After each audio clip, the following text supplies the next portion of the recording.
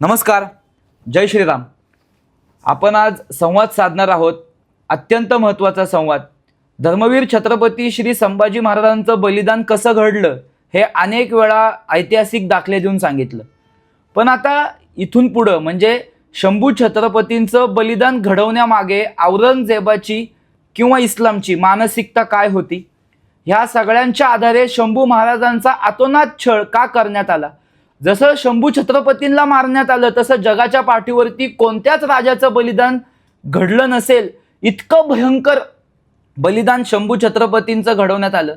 आणि हा सगळा संवाद साधण्यासाठी आपण अत्यंत जबाबदार व्यक्तीला आज शंभू छत्रपतींच्या ह्या सेवेमध्ये रुजू केलेला आहे. ती व्यक्ती म्हणजे त्यांच्या वैयक्तिक जीवनामध्ये ते शास्त्रज्ञ आहेत. त्याच प्रकारे परदेशात राहून आपल्या धर्माचा प्रचार त्यांनी इंग्लंडमध्ये केलेला आहे. परदेशात प्रचंड मोठ्या प्रमाणावरती संभाजी महाराज असतील, शिवाजी महाराज असतील किंवा एकंदरीत संपूर्ण मराठ्यांच्या इतिहासाची सेवा केलेली आहे.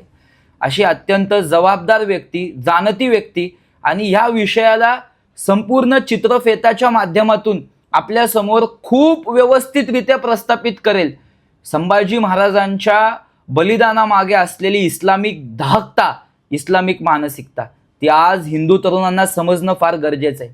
म्हणून आज आपण स्वागत करूयात अजिंक्य दादा दारसकर यांचं. नमस्कार. जय श्रीराम. जय श्रीराम. जय शिवराय. जय शिवराय. जय शंभूराजे. सर्वप्रथम कसे आहात तुम्ही? मी मस्त. आता भारतात आलो आहे आणि आता कार्य करणार, इथे रिसर्च करणार आणि पुढे काम करत राहणार. आणि जशी जशी संधी मिळेल तशी तशी या युद्धात मी काय सहभागी करू शकतो, महाराजांनी हेच शिकवलं. आपण काय करू शकतो, तुम्ही काय करू शकता, हे तुम्ही सातत्याने करा. आपली जबाबदारीची जाणीव तुम्हाला असली पाहिजे. ती आहे नशिबाने. तर कार्य करत राहणार. तुमच्यासारख्यांचा सहयोग आहेच. सो आपण या विषयावर आज बोलणार आहोत. ही मानसिकता बेसिकली एका पुस्तकातनं येते, बरोबर? तर या मानसिकतेचा पहिला अनुभव शंभूराजांना मला असं वाटतं तेव्हा आला जेव्हा ते तिकोणा आणि अथणी भागात जेव्हा अत्याचार बघितले शंभूराजांनी आणि ते त्या सैन्यात देखत दिलेर खानावर चालून गेले, तिथे त्याची गचांडी धरली. तेव्हाचा प्रसंग काय होता आणि तेव्हा शंभूराजांना नेमकं काय जाणवलं या मानसिकतेबद्दल, हे जर तुम्ही मला सांगू शकला तर. सर्वप्रथम तुमचं खूप कौतुक आहे, कारण तुम्ही ज्यातून इस्लामची टोळी तयार झालेली आहे त्या कुराणाला तुम्ही पुस्तक म्हणाल, हे तुमच्या बुद्धीचं कौशल्य आहे. दुसरी गोष्ट अशी आहे की जो दिलेर खान होता, तिखोता आणि अथनी ह्या गावात जो प्रकरण घडलेलं आहे त्याच्यामध्ये शंभूराजांनी सरळ सरळ बघितलं की इथं मुद्दामून लोक शंभू छत्रपतींवरती दोष आरोपण करतात की ते शिवाजी महाराजांना बगल देऊन तिथं गेले होते, पण ते एक अंतर्गत राजकारण होतं, तो चर्चेचा विषय नाही. पण ज्यावेळेस छत्रपती संभाजी महाराज तिथं गेले आणि तिखोना आणि अथनी ह्या गावामध्ये हिंदूंना वेगळं करण्यात आलं, मुसलमानांना वेगळं करण्यात आलं आणि दिलेर खानाने असा सरळ आदेश दिलेला आहे की सगळ्या हिंदूंची कत्तल उडवा. आणि ती कत्तल इतकी अमानुष कृत्य होती, जी मानवतेला काळिंबा फासणारी होती. म्हणून मुद्दामून जे मानवतावादी आहेत ना, जे ढोंग घेतात आणि हिंदू धर्माला कायम काहीतरी बोलत असतात, त्यांनी हा इतिहास वाचला पाहिजे की सर्वप्रथम त्या भागात जो झालेला इतिहास आहे, म्हणजे तुमचा जाणतेपणा इथं प्रगट होतो की संभाजी महाराजांनी ते बघितलं की अरे हिंदू मुस्लिम वेगळे वेगळे केलेले आहेत आणि मुसलमानांना सोडले, हिंदूंची कत्तल इतकी बेकार लावलेली आहे. म्हणून नंतरच्या कालखंडात एक अत्यंत विश्वसनीय कागद तयार करण्यात आलेला आहे.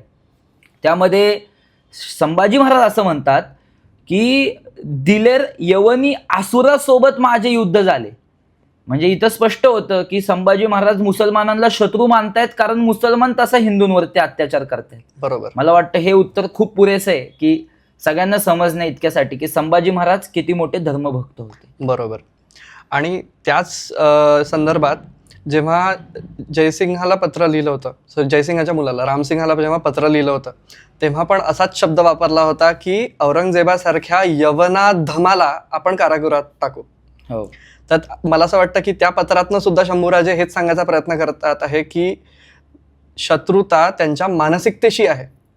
माणसांची तर आहेच, त्या मानसिकतेला अनुसरून जे लोक वागतात आहेत त्यांच्याशी आपली शत्रुता आहे. आणखीन एक प्रश्न माझा असा पडतो की ठीक आहे, ही मानसिकता आहेच, पण आपल्या विरुद्ध हा राजा कार्य करतो आहे, आपल्या विरुद्ध आपल्या मशिदी तोडतो आहे, हिंदूंना अभय देतो आहे, आपली सत्ता या माणसापुढे चालत नाही. तर ही मानसिकता आणखीन तो शंभूराजांबद्दलचा द्वेष हा एकत्र आल्यामुळे ते असे चवताळून अंगावर आलेत का?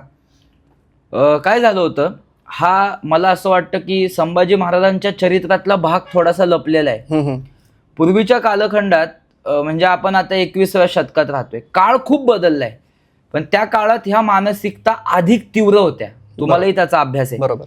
विषय काय माहिती का, त्या कालखंडामध्ये पूर्वीच्या काळात ज्यावेळेस औरंगजेब मथुरेत होता, काहीतरी कार्य चाललं होतं त्याचं, हिंदूंना त्रास देण्याचं चाललं होतं, त्यावेळेस देशातले सगळे मौलवी एकत्र आले आणि त्याच्याकडे गेलेत आणि ते म्हणतायत तिथे की आता जर तू संभाजीला स्वतः दक्षिणेत जाऊन उतरवलं नाहीस ना, तर तो सगळीकडे इस्लामचा उच्छेद मांडेल. म्हणून औरंगजेब स्वतःला खूप कट्टर इस्लामिक पंथाचा मानायचा. त्यामुळे कुठंतरी इस्लामला त्रास होतोय म्हणून तो स्वतः 7 लाखाचं सैन्य जे घेऊन उतरलाय, ग.भ. मेहेंदळे यांच्या अभ्यासानुसार, मेहेंदळे गुरुजींच्या अभ्यासानुसार हे सगळं इस्लामचंच सैन्य आहे आणि ते जिहाद करायला उतरलंय हे औरंगजेब सगळीकडे सांगतोय. बरोबर. दुसरी गोष्ट म्हणजे जिथे अब्दुल लतीफच्या दर्ग्यामध्ये औरंगजेबानी शपथ घेतली, तो तिथं स्वतः म्हटलेलं आहे की जो संभाजी देवांचं रक्षण करतो, म्हणजे तो मूर्त्यांना सैतान मानतोय, सैतानांचं रक्षण करतो, जो संभाजी हिंदूंचं रक्षण करतो, त्या संभाजीला पाहिजेल त्या मार्गाने संपवण्यासाठी मी इस्लामचं सगळ्यात मोठं कार्य करायला निघालेला इस्लामचा संरक्षक आहे, हे औरंगजेब स्वतःच्या तोंडातून शपथ घेतो. आणि ती शपथ 3 जणांनी लिहून ठेवलेली आहे. काफी खान सुप्रसिद्ध लेखक आहे, त्यांच्याकडचा ईश्वरदास नागरांनी लिहून ठेवलेली आहे, तसंच इखलास खानाने लिहून ठेवलेली आहे. या 3 जणांचा ज्या वेळेस पुरावा एकत्र येतो त्यावेळेसच आपल्याला औरंगजेब इस्लामी मानसिकतेवर चालणारा भडवा आहे हे मी निश्चितपणे सांगतो. म्हणजे त्यांच्या धर्मग्रंथात हे लिहिलंय का, असं हे सुस्पष्ट लिहिलंय का की मूर्तीचे जर आपण पूजा करतो आहोत तर आपण सैतानांची पूजा करतो आहोत, किंवा आपण जर एकापेक्षा जास्त देवतांना मानतो आहोत तर आपण गलिच्छ लोक आहोत, हे असं लिहिलंय का त्यांच्या पुस्तकात? मी इस्लामची एक गोष्ट अधोरेखित करतो. वास्तविक पाहता तुमच्यासारखा व्यक्ती इथे बसलाय आणि त्याला खरंच जाणतेपण आहे तुमच्याकडे. एक मुद्दामून गोष्ट एक अधोरेखित करतो, ती अशी आहे की त्या कालखंडामध्ये ज्यावेळेस शंभू राजांचे हाल करायला घेतले, किंवा याच्या व्यतिरिक्त इस्लामची ओळख नावाचा एक ग्रंथ लिहिलाय ग.भ. मेहेंदळेंनी, अभ्यासपूर्व ग्रंथ आहे. बरोबर. इस्लाम काय मानसिकतेचं आहे ते समजेल. तर काफरांनी काय अपराध केलेत आणि त्यांच्या दृष्टिकोनातून काफराचे अपराध काय आहेत, दैनंदिन पूजा करणे, मूर्त्यांच्या देवालयात जाणे, परत असे जर काफर तुम्हाला सापडले तर त्यांना एका झटक्यात मृत्यू द्यायचा नाहीये. हलहाल ही मानसिकता जी आहे ना, त्या मानसिकतेने त्या काफराला मृत्यू द्यायचा आहे. मग असे अनेक राजे मारल्याची वंशावळ आपल्याला सापडते. पण औरंगजेब त्याच्यात काहीसा जास्त क्रूर कर्मा ठरला, कारण त्यांनी संभाजी महाराजांना 40 दिवस मारलेले हो आपल्या, आणि ते बलिदान माहितीये लोकांना. बोट कापले, डोळे फोडले, कान कापले, सिस ओतलं, नाकाचा शेंडा कापला, कातडी सोडली, मांस ओढलं, अनन्वित अत्याचार केले. पण त्या मागची मानसिकता काय होती? औरंगजेबाला वाटलंय आता मांस ओढा रे अंगावरचं म्हणून त्यांनी काढलं, असं घडलंय का? नाही. औरंगजेब ईश्वरदास नागर असेल, जॉन्सो असेल, इखलास खान असेल, काफी खान असेल, 11 मुस्लिम लेखक आणि 1 इंग्रजी लेखक, 1 हिंदू लेखक, एकंदरीत 13 जणांनी बलिदान लिहून काढलेलं आहे सगळं. आता सुद्धा मुस्लिम अलीगड विद्यापीठामध्ये ते सापडतं. त्याचा अभ्यास केल्यानंतर आलमगीर नामा वाचा, तर त्या सगळ्यामध्ये असं लक्षात येतं की औरंगजेब हा दरवेळेस कुराणाला साक्षी मानतोय, औरंगजेब दरवेळेस कुराणाला आपल्या समोर ठेवतोय, औरंगजेब दरवेळेस कुराणाच्याच आदेशानुसार शंभूराजांवरती अत्याचार करतोय. म्हणून हे तुमच्या म्हणजे संवादाचा विसंवाद असा होतोय की हे सगळं आहे, औरंगजेब इस्लाम मध्ये लिहिल्यानुसारच अत्याचार करतो. बरोबर. आणि याच्या संदर्भात मला असं एक सांगावंसं वाटतं की हा जितकाही इस्लाम वेडा असेल, हा जितकाही कुराणाची शपथ घेऊन सगळ्या गोष्टी करत असेल, पण याच्याहून नालायक माणूस दुसरा कोणी नाही, कारण की याच कुराणाची शपथ घेऊन त्यांनी त्याच्या सख्ख्या भावाला मारलेला आहे. हा, तो एक इतिहास सांगण्यासारखा आहे बरं का लोकांना, की ज्या वेळेस त्यांनी त्याच्या बापाला कारागृहात टाकलं त्याच्या सख्या भावाला मारलं आणि औरंगजेबानी राजकीय दृष्ट्या धूर्त होता तो, हो राजकीय दृष्ट्या त्यांनी 8,500 मनसबदारांचा पाठिंबा घेतलेला आहे. बरोबर. आता थोडस आत्ताच्या काळात सांगायचं झालं तर 8,500 खासदार, म्हणजे 8,500 मनसबदारांचा पाठिंबा औरंगजेबानी घेतलेला आहे. आणि त्याच्यानंतर तो त्यांना पटवण्यासाठी म्हणतोय मी ही इस्लामची सेवाच केलेली आहे. म्हणजे इस्लाममध्ये आईला आई मानत नाहीत, इस्लाममध्ये बापाला बाप मानण्याची प्रथा नाही, इस्लाममध्ये भावाची कत्तल चालते, इस्लाममध्ये स्त्रिया उपभोगलेल्या चालतात.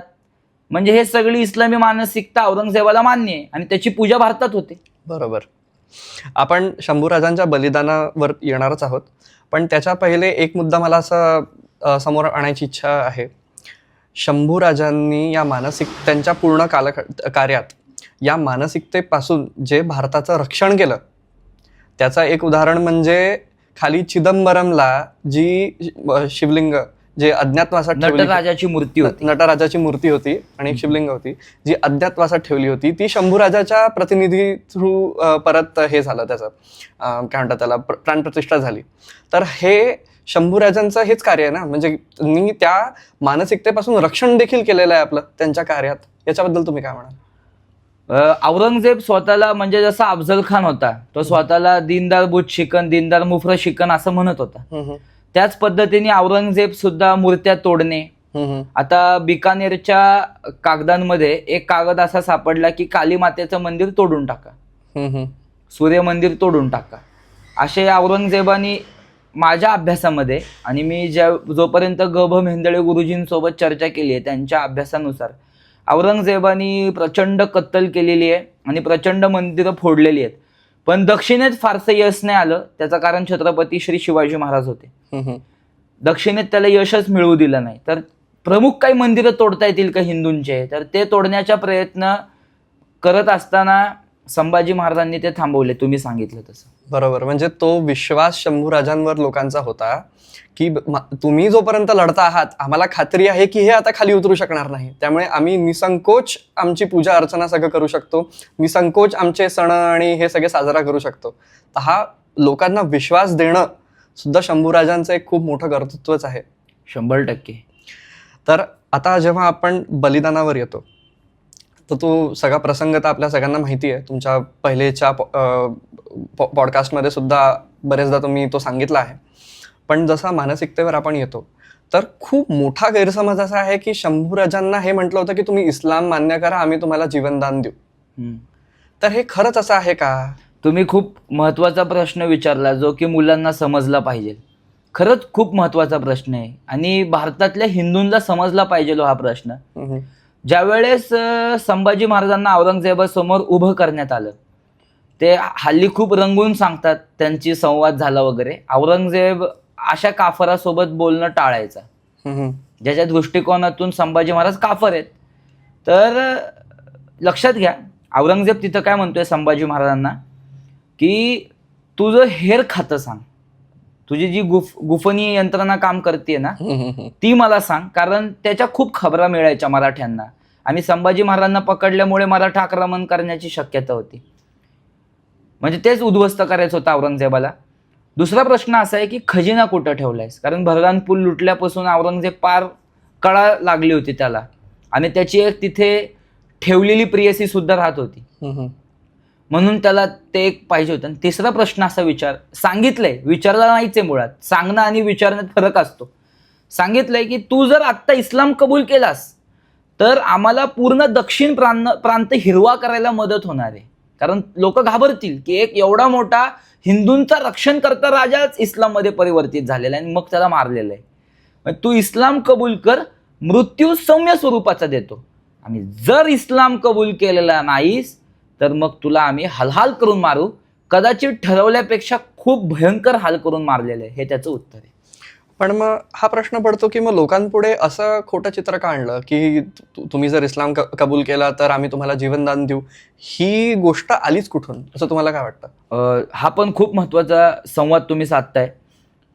गरज अशी आहे की आपण अभ्यास केला पाहिजे की महाराष्ट्राने धर्मवीर छत्रपती श्री संभाजी महाराजांचं चरित्र किती आत्मसात केलं, जेवढं शिवरायांचं केलं. म्हणजे शिवराय हयात असल्यापासून शिवरायांची पूजा होत होती, शिवरायांसाठी कविराज भूषण आले, त्यांचं खूप सारं सार तयार करण्यात आलं छत्रपती शिवरायांचं. धर्मवीर छत्रपती श्री संभाजी महाराजांचं चरित्र 350-400 वर्ष महाराष्ट्राने वाचलंच नाही. हे महाराष्ट्रातल्या हिंदूंनी केलेलं पाप आहे. बरोबर. आणि दुसरी गोष्ट म्हणजे ज्या राजांनी स्वतःच्या शरीराचे तुकडे तुकडे केले, स्वतःच्या शरीराच्या रक्ताचा थेंब आणि थेंब या मातीत पेरला इथे धर्म जिवंत राहावा म्हणून, त्या राजाचं चरित्र, त्याचं बलिदान कधीच लोकांच्या घराघरात न पोचल्यामुळे बाकीच्याच भाकड कथा पोचल्या. त्यामुळे त्यांचं शौर्यच महाराष्ट्राच्या घराघरात पोचलं नाही. त्यामुळं मुळातच दूषित इतिहास सगळीकडे गेला. बरोबर. महाराजांचं चरित्र दूषित नाहीये, संभाजी महाराज दूषित नाहीयेत, पण त्यांचा इतिहास जो खोटा लिहिण्यात आला नंतरच्या कालखंडात, काही हेतू परस्पर लिहिण्यात आला, त्याच्यामधनं हे सगळं पसरलं असं मला वाटतं. बरोबर. आणि जसं तुम्ही म्हणाले की ही महाराष्ट्रातल्या लोकांचं पाप आहे, माझं नेहमी हे एक मत असतं की महाराष्ट्राच्या लोकांचं आणखीन एक पाप आहे की आपण शिवरायांना किंवा शंभूराजांना हे फक्त महाराष्ट्रापुरतीच मर्यादित ठेवलं. यांच्यासारखे राजे हे भारतभूमीमध्ये झाले नाही, तर हे अखिल भारतातल्या प्रत्येक मुलाला यांच्या कथा माहिती असल्या. मी असं म्हणतो की जिथं जिथं हिंदू समाज राहतोय, आणि आता तर जगाला दिसतंय की जिथं हिंदू राहत आहेत म्हणून हिंदूंवरती विशेष अत्याचार चालू केलेत. बांगलादेश असेल, पाकिस्तान असेल, पाश्चात्य संस्कृतीत निवासस्थानी असलेल्या काही लोक असतील, ख्रिश्चन असतील, मुसलमान असतील, ते हिंदूंना मुद्दामून त्रास देत आहेत. पण हिंदू महामूर्ख आहेत. हिंदूंना प्रांतभेद पाहिजे, हिंदूंना भाषाभेद पाहिजे, हिंदूंना जातीभेद पाहिजे, हिंदूंना उपासना भेद पाहिजे. आमची उपासना श्रेष्ठ का तुमची उपासना श्रेष्ठ यावरनं हिंदूंना भांडायला पाहिजे. म्हणजे हिंदू हा एकत्र जर यायचा असेल ना, तर तो शिवाजी संभाजी या तत्वांच्याच आधारे येणार आहे. बरोबर. कारण शिवाजी महाराजांच्या समोर काही प्रश्न होते ना, संभाजी महाराजांच्या समोर काही प्रश्न होते ना, हिंदू आले ना एकत्र, त्यांनी केलं कार्य म्हणून. बरोबर. संभाजी महाराजांचं बलिदान समजल्यानंतर हिंदू समाज एक येईल, पण संभाजी महाराजांचं बलिदान सांगितलं पाहिजे. बरोबर. माझा पुढचा प्रश्न असा आहे की फितुरी झाली, हे सगळ्यांना माहिती आहे. तर फितुरी जेव्हा झाली तेव्हा या मानसिकतेसमोर आत्मसमर्पण केल्यासारखी गोष्ट होती ती, की ती फक्त स्वतःच्या स्वार्थापोटी होती, की ती त्याच्या मागे एक भीती पण होती की जर आता आपण यांना मिळालो नाही तर पुढे जाऊन आपला पण नायनाट होऊ शकतो. ही भीती पण होती या मानसिकतेपाशी, की याच्यात फक्त स्वतःचा स्वार्थ होता. थोडासा इतिहास अभ्यासला पाहिजे. जी फितुरी झाली ती त्या काळातल्या राजकीय शक्तीच्या स्वार्थपोटी झाली. राजकीय शक्ती पाहिजे होती. दुसरी जी झाली ती राजकीय शक्तीच्या नंतर की संभाजी महाराज हे खूप मोठे बलदंड राजे होते, तर त्यांना हरवण्याकरता एकदम केलेली फितुरी येते. म्हणजे संभाजी महाराजांना कल्पना पण नाहीये की हे लोक आता फितूर होतील. याचा अर्थ असा नाहीये की संभाजी महाराज बेसावध आहेत. एकदम संभाजी महाराज थांबलेले आहेत आणि आता शत्रू पकडण्याकरता निघालेला आहे. त्याच वेळेस जाऊन शत्रूला माहिती दिलेली आहे, चला माझ्यासोबत. ही अशी घडलेली फितुरी आहे. हा, कारण पण ती राजकीय स्वार्थ करता. बरोबर. कारण शंभूराजांची एवढी सुद्धा तयारी होती की देसाईंच्या वाड्यातनं एक मार्ग सरळ समुद्राकडे जायचा आणि तिथे सुद्धा युद्ध गलबता त्यांनी ठेवली होती की असा कोणता प्रसंग आला तर आपण इकडनं आपल्याला निसटता आला पाहिजे. पण तिथे इखलास खान थांबला होता ना. इखलास खान थांबला होता, जो मुकर्रब खानाचा मुलगा आहे, आणि तिथं सुद्धा फितुरी केलेली आहे. आपले लोक त्याच्यावर घातक ठरले. हा, म्हणजे मुसलमानांपेक्षा घातक तर फितुरीचा दोष आहे, फितुरीचा श्राप आहे, फितुरीचं विटाळ आहे आपल्याला, की संभाजी महाराज ह्या मार्गाने जाऊ शकतात. मग तिथं लढत गेलेत ना संभाजी महाराज, लढत लढत गनिम कापत कापत शंभू राजा तिथं गेला. पण तिथं सुद्धा इखलास खानाचा मुलगा, इखलास खान थांबला होता, मुकर्रब खानाचा मुलगा. आणि नावडी बंदरापासून पण संभाजी महाराजांना मार्ग लांब करता आला नाही. तिथेच पकडले गेले आणि पहिल्या पकडल्या गेलेल्या क्षणापासून इस्लामी अत्याचार चालू झालेले. तर आपण जेव्हा म्हणतो की शंभूराजांची धिंड काढली गेली, विदूषकाचे वस्त्र त्यांना घातले, आणि ईश्वरदासांनी तर हे पण लिहून ठेवले की आमच्या लोकांनी त्यांच्यावर मूत्र आणि विष्ठा सुद्धा टाकल्या.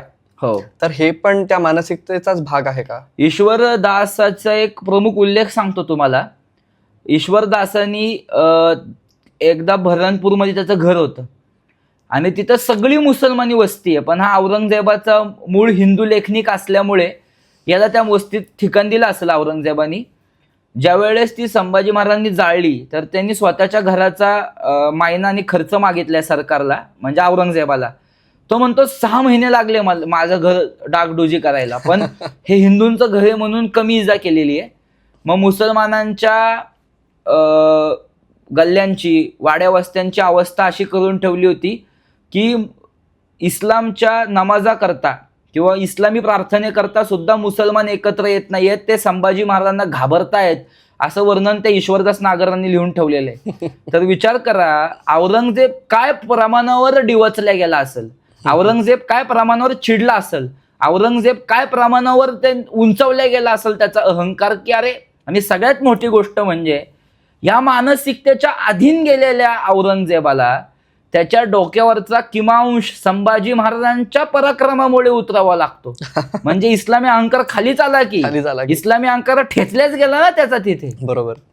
आणि जेव्हा आपण इतिहासाचा अभ्यास करतो तेव्हा मला असं वाटतं ही मानसिकता तर आहेच एका साईडला, पण आणखीन एक मानसिकता आपल्या डोक्यावर खूप लादली गेली आहे एका विशिष्ट महात्मामुळे, ती म्हणजे वो बुराही करे हम भलाई करे. ही मानसिकता कधी किंवा ही विचारसरणी कधी शंभूराजांनी हे केली नाही. अधमाशी व्हावे अधम, आमच्या संतांनी तर हेच सांगितलंय, बरोबर, आम्ही तर तेच अनुसरण करणार. म्हणजे तुम्ही जर आमच्यासोबत वाईट करणार तर आम्ही तुमच्यासोबत त्याच्याहून वाईट करणार, म्हणजे तुम्ही स्वतःसारखे सरळ राहता. बरोबर आहे. तर ही मला असं वाटतं शंभूराजांकडनं ही शिकण्यासारखी गोष्ट आहे की, आणि आता आपल्या देशाला कदाचित याची सगळ्यात जास्त गरज आहे. कसं आहे ना, मुळात मराठ्यांचा इतिहास, मराठा म्हणजे जात नाही प्रांत, महाराष्ट्राचा इतिहास देशाच्या घराघरात गेला पाहिजे. बरोबर. म्हणजे देश वाचेल. कसं आहे, आणि महात्मा नोटेपुरते खिशात राहिले पाहिजे आणि डोक्यात हृदयात शिवाजी महाराज, संभाजी महाराज असले पाहिजेत. बरोबर. मग देश बरोबर सुधारतो. बरोबर. आणि मला असं वाटतं की मुसलमानांचं लांगुल चालन त्याच्यापेक्षा मुसलमान घातकी आहेत. पण आता तुम्ही म्हटले तसं, तुम्ही जाणीव करून दिली त्या पद्धतीने थोडासा संवादाला वेगळं स्वरूप देतो. ख्रिश्चन आपल्याला जास्त घातकी आहेत. आणि आता एक आशामार्फत तुमच्याशी बोलणं करतो की संभाजी महाराजांचं हे कार्य परदेशात करत असताना तुम्ही परदेशात राहिलाय. बरोबर. इस्लामी मानसिकता आणि ख्रिश्चनांची मानसिकता जास्त घातकी आहे. हे तुमच्या पुरेपूर अभ्यासातून, ज्या अभ्यासाला कुठं बंधन नसतं, बरोबर, पुरेपूर अभ्यासातून मला वाटतं कायम तुम्ही प्रस्थापित करत आलाय. खरंच भारतातल्या हिंदूंना सांगा की तुम्ही किती धोक्यात आहात ते. गंमत अशी आहे की आज जर तुम्ही अमेरिकेत आहात किंवा तुम्ही लंडनला आहात, UK मध्ये आहात, एक गोष्ट नेहमी ध्यानात ठेवायची, कोणीही कधीही जर तुम्ही अमेरिकेत आहात तर तुमच्या डोक्यावर पिस्तूल ठेवून तुम्हाला लुटू शकतं किंवा कधी तुम्हाला येऊन कोणत्याही क्षणी गोळी घालू शकतं. तुम्ही हिंदू आहात म्हणून नाही, तुम्ही म्हणजे ही मी जनरल परिस्थिती सांगतोय, त्याच्यानंतर मी याच्यावर येतो. दुसरं म्हणजे तुम्ही ज्या पद्धतीचं तुमची उपासना आहे त्याला ते सरळ प्रश्न विचारू शकतात की हे का करता तुम्ही, तुम्हाला हे कोणी सांगितलं, ही बरोबर पद्धत नाहीये. हे त्यांनी जर तुम्हाला आज पहिली गोष्ट ओपनली प्रश्न विचारला तर तुम्ही त्यांच्या विरुद्ध तक्रार सुद्धा दाखल करू शकत नाही. हे दुर्दैव आहे तिकडे. पण चांगली गोष्ट अशी आहे की आपल्या ही संस्था तिथे बऱ्यापैकी विद्यमान आहेत. आता UK मध्ये दर शहरांमध्ये मराठी मित्रमंडळ आहे, दर शहरांमध्ये हिंदू मंडळ आहेत, आणि आता ते तिथे विठ्ठल रुक्मिणीचं मंदिर सुद्धा उभारलं जात आहे. त्यामुळे तिथला हिंदू आता एकत्र येतोय, कारण की त्यांना माहिती आहे इथे आपण कमी आहोत, इथे आपल्याला एकत्र राहावंच लागतं. त्यामुळे ही त्या लोकांना जाणीव झाली आहे. कुठेतरी धर्माचं काम परदेशात करत असताना संभाजी महाराजांना प्रत्यक्ष कृतीत उतरवून त्यांना ठोका दिला का? एक प्रसंग होता की जेव्हा आम्ही ज्या संस्थेत काम करायचो तिथे एका मुलाने, एका व्हॉलंटिअरनी एका महिलेची छेड काढली होती, आणि ही गोष्ट आम्ही मॅनेजमेंटपर्यंत पोहोचवली होती की असं असं झालंय, कारण की कार्यक्रम आम्हीच आयोजित करत होतो. त्यावेळेस मॅनेजमेंटने त्याच्यावर फारसं लक्ष दिलं नाही. ज्यावेळेस व्हॉलंटियर्स मीटअप झाली होती आमची, तेव्हा मी समोर गेलो, स्टेजवर गेलो, म्हटलं की काही गोष्टी कानावर ऐकू येतात आहेत, त्या सत्य की मिथ्य याच्यावर जात नाही, पण विठ्ठल मंदिरासमोर तुम्ही शिवाजी महाराजांचा पुतळा बांधणार आहात, तर त्या संस्थेत जर तुमच्याच व्हॉलंटिअरनी एका महिलेची छेड काढली आहे तर तुम्ही एक उदाहरण दाखवा, हाकलून द्या त्याला.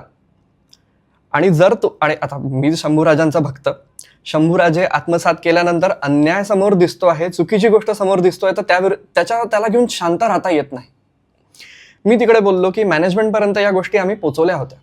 आता जर मॅनेजमेंटला या गोष्टी माहिती नाही आहेत, सगळ्यांना नाही कळल्या, तर ही तुमची अज्ञानता आहे. आणि मॅनेजमेंटपर्यंत जर या गोष्टी पोचल्या आहेत आणि तरी काही कारवाई झाली नाही, तर ही तुमची नपुंसकता आहे. ही गोष्ट मी समोर जाऊन डायरेक्ट बोललो.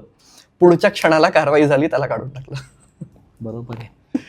तर शंभूराजांचं बळ हे मला असं वाटतं परदेशात तर मला फार कामात आलं.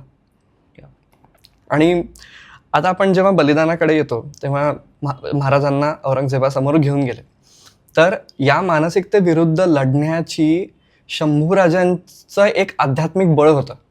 प्रचंड तेजस्वी होते शंभूराजे.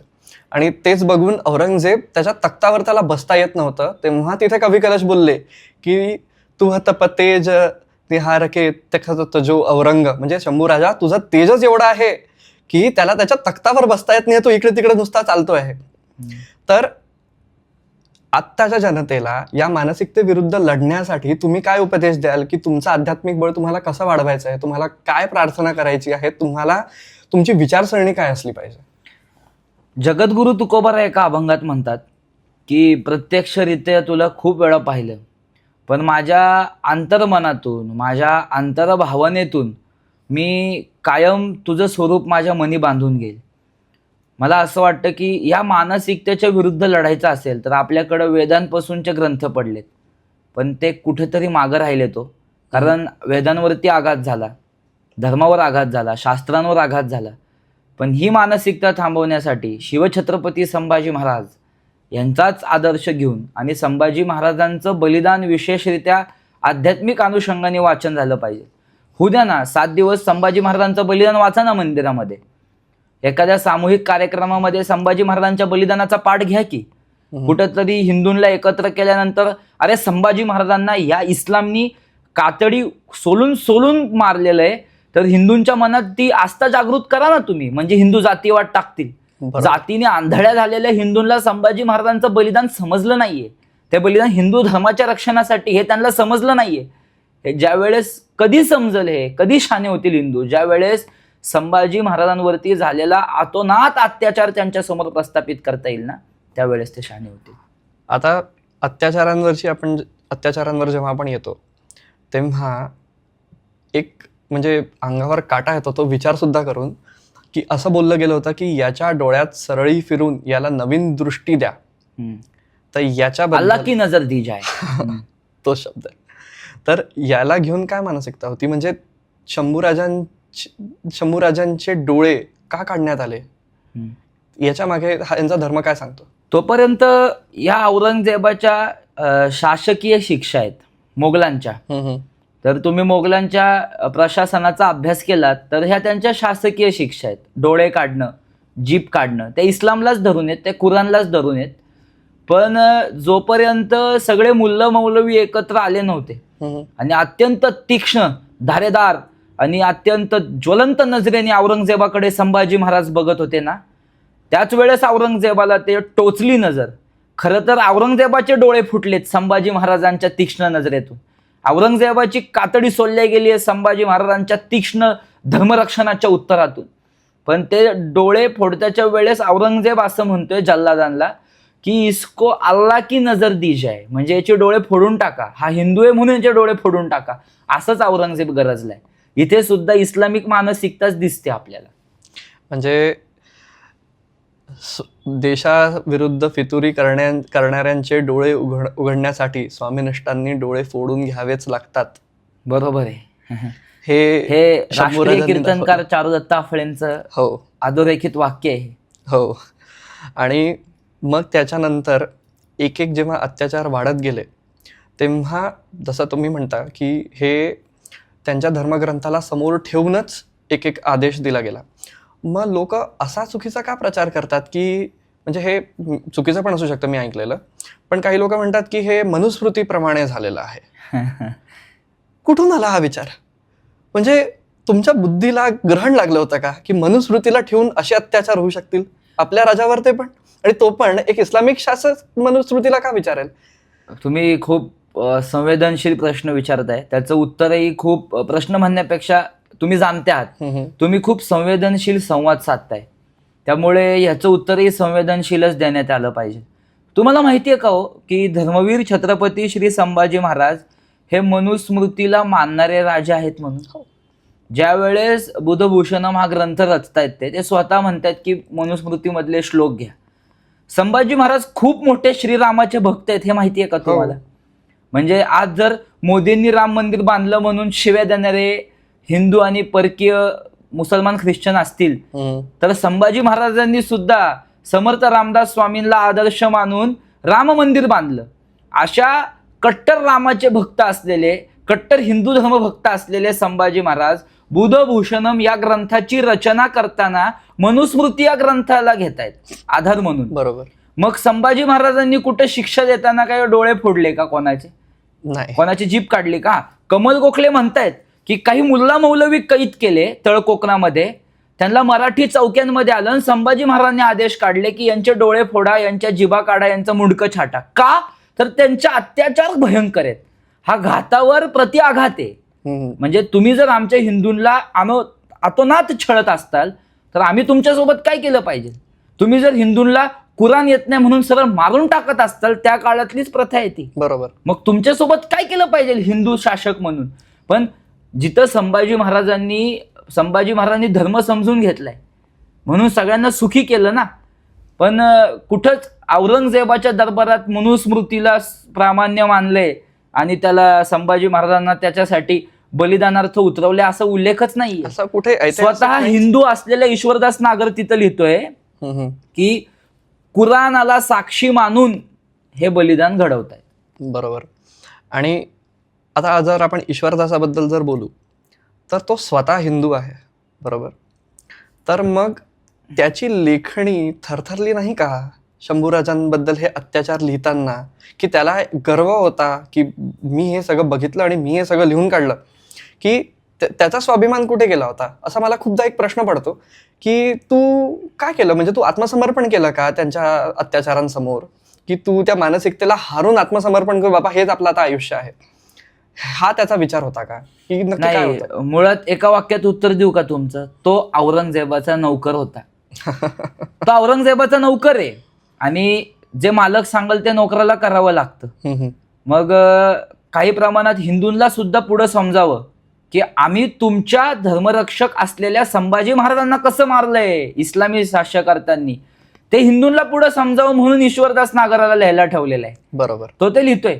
पण तुमचा जो प्रश्न आहे ना, तो लोकांचं हृदय फाडणार आहे. तो जॉनशो नावाचा एक व्यक्ती होता तिथे. तो तिथे कशाला आला होता माहित नाहीये, पण एकंदरीत संभाजी महाराजांचं बलिदान 11 जणांनी लिहिलेलं आहे. 11 जणांनी.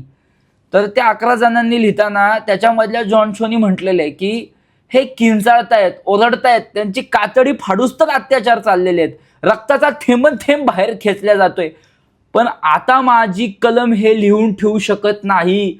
त्यांनी प्रत्यक्ष बलिदान बघितलं आणि त्यांनी ते लिहून ठेवलेलं आहे. तो नाही लिहू शकला संभाजी महाराजांचं बलिदान, पण मुसलमान लिहू शकले. आणि हिंदूंना समजण्याकरता, कदाचित तो धाक निर्माण करण्याकरता हिंदूंच्या मनावर ईश्वरदास नागरांनी पूर्ण लिहून ठेवले बलिदान. बरोबर. आणि शंभूराजे झुकायला तयार नाही, कितीही अत्याचार सहन करायला तयार आहेत, पण झुकायला तयार नाही. हा त्यांच्या त्या क्रूर मानसिकतेवर केलेला एक, मला असं वाटतं, जबरदस्त आघातच आहे, असं तुम्हाला वाटतं का? 100%. कारण आतापर्यंत औरंगजेबाने तेच बघितलं होतं ना. म्हणजे मी इथं कोणाच्या घराण्याला किंवा कोणाच्या जातीला अधोरेखित करत नाहीये बरं का. रजपुतांवर तलवार ठेवली की कितीतरी रजपूत मांडलिक व्हायचे. रजपुतांच्या लहान लहान स्त्रियांना मुद्दामून द्यायला लावायचे मुसलमान. बरोबर. तुमचा अभ्यास आहे याच्यावरती. मिर्झा राजा जयसिंगनी स्वतःची 8 वर्षाची भाची नेऊन दिली आहे एका मोहम्मद बक्षी खानाला. हा सगळा इतिहास जर आपण बघितला तर संभाजी महाराज मराठी मातीतले होते हो. मराठ्यांचं सगळं रक्त त्यांच्या धमन्या धमन्यात वाहत होतं. त्यांच्याकरता 18 पगड जातीचे हिंदू स्वतःच्या छातीचा कोट करून इस्लामच्या विरुद्ध लढत होते. त्यांना माहिती होतं की बुरुज ढासळल अख्खा, म्हणून संभाजी महाराज त्या तीव्र बलिदानाला समोर जात राहिले. पण औरंगजेब म्हणायचा, अरे काही काळापुरता इस्लाम कबूल कर, काही काळापुरता इस्लामच्या अनुषंगाने स्वतःला स्वीकारून घे. शेवटी शरीराचे तुकडे तुकडे करावे लागले, पण इस्लाम मात्र संभाजी महाराजांनी कबूल केला नाही. हा इतिहास आहे. बरोबर. आणि याच्यात मला एक उल्लेख घ्यावासा वाटतो रामदास स्वामींचा, की रामदास स्वामींचं पत्र आलं होतं शंभूराजांना, की त्यात लिहिलं होतं, याहून करावे विशेष तरीच म्हणवावे पुरुष. तर शंभूराजांना बळ देण्यासाठी रामदास स्वामींची भूमिका किती मोठी होती? तुम्ही खूप हृदयात हात घातलाय. त्या काळात समर्थ आणि तुकोबाराय दोघं गरजलेले आहेत की आम्ही विठ्ठलाचे वीर. अरे मुसलमानांच्या विरुद्ध लढताय ना, स्वतःला विठ्ठलाचा वीर म्हणून घ्या, हे जगद्गुरु तुकोबाराय म्हटलेले आहेत. आणि म्लेंछ दुर्जन उदंड बहुत दिसाचे माजले बंड, तया कारणे ते अखंड सावधान असावे. समर्थांनी राम भक्ती फक्त सांगितली नाही, या रामावर जर कोणता मुसलमान तलवार घेऊन येणार असेल ना, तर त्याचीच तलवार त्याच्या टाळक्यात घाला, हे सुद्धा समर्थांनी शिकवलेले. तर निश्चितपणे ज्या वेळेस संभाजी महाराज समर्थांना भेटायला अनेकदा गेल्याचे स्पष्ट पुरावे आहेत. म्हणून शिवसमर्थ भेटीमध्ये वाद घालत बसतात लोक, शंभू समर्थ भेटीमध्ये वाद घालत नाहीत लोक. का? संभाजी महाराज भेटल्याचे सगळं दाखले आहेत ना, रामचंद्र पंत अमात्यांच्याच कागदामध्ये किंवा त्यांच्याच रुमाला ते दाखले तयार झालेले आहेत. बरोबर. तर संभाजी महाराजांचे इतके विश्वस्त असलेले रामचंद्र पंत अमात्य म्हणतात की समर्थांनी संभाजी महाराजांना सल्ला दिला की आता मुसलमान इकडे उतरतोय, तू कसा लढला पाहिजेस. आणि त्याच्यामधला खूप महत्वाचा उल्लेख सांगतो, म्हणजे त्याच्या तुमच्या प्रश्नाचं उत्तर याच्यामध्ये लपलेलं आहे. काय म्हणतायत ते? खूप महत्वाचं म्हणतायत की भरपूर लोक मिळवावे, एक विचारे भरावे, कष्ट करून घसरावे ते म्लेच्छांवरी. बरोबर. आणि पहिलेच्या एका पत्रात पण समर्थांनी उपदेश दिला होता शंभूराजांना की काही उग्रस्थिती सोडावी, काही सौम्यता धरावी, मागील अपराध क्षमावे, कारभारी हाताची धरावे. तर कदाचित समर्थ हेच सांगत असतील की तुम्ही लोकांना जोडा. हा, हिंदूंनी एकत्र या, हिंदूंनी हे समर्थ एकत्र सांगतायत. म्हणून ते राष्ट्रगुरु आहेत ना. राष्ट्राचं चिंतन केलं समर्थांनी, आणि संभाजी महाराजांनी ते राष्ट्रीय चिंतन पुरेपूर आपल्यामध्ये भरून काढलेले.